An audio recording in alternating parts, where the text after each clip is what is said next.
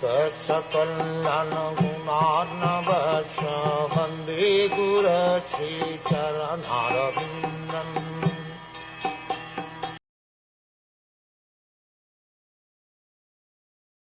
My lord, even the learned sages become disturbed in their intelligence when they see that your greatness engages in fruitive work, although you are free from all desires, that you take birth, although you are unborn, that you flee out of fear of the enemy, and take shelter in a fort, although you are the controller of invincible time, and that you enjoy householder life surrounded by many women, although you enjoy in yourself. Pure devotees of the Lord are not very much concerned with philosophical speculation in regard to transcendental knowledge of the Lord. Nor is it possible to acquire complete knowledge of the Lord.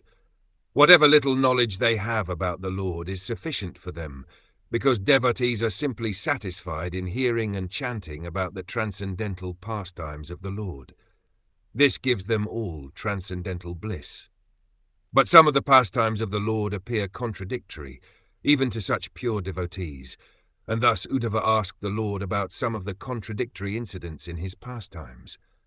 The Lord is described as having nothing to do personally, and it is actually so because even in the creation and sustenance of the material world, the Lord has nothing to do.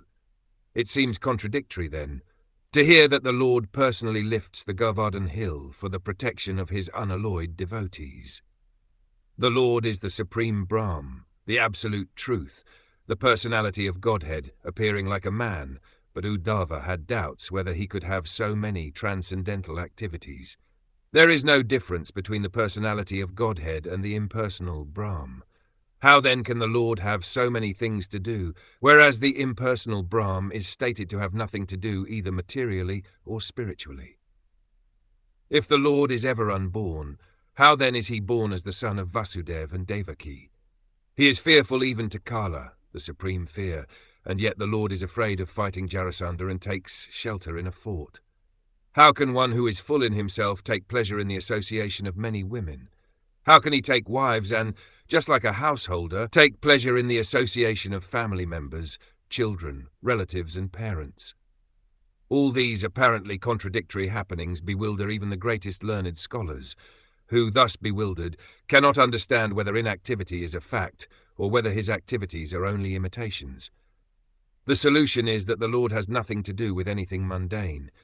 All his activities are transcendental. This cannot be understood by the mundane speculators. For the mundane speculators, there is certainly a kind of bewilderment, but for the transcendental devotees, there is nothing astonishing in this. The Brahm conception of the absolute truth is certainly the negation of all mundane activities, but the Parabrahm conception is full with transcendental activities. One who knows the distinctions between the conception of Brahm and the conception of Supreme Brahm is certainly the real transcendentalist. There is no bewilderment for such transcendentalists.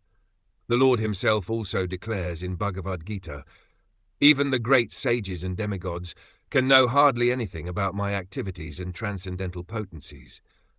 The right explanation of the Lord's activities is given by Grandfather Bhishmadev as follows.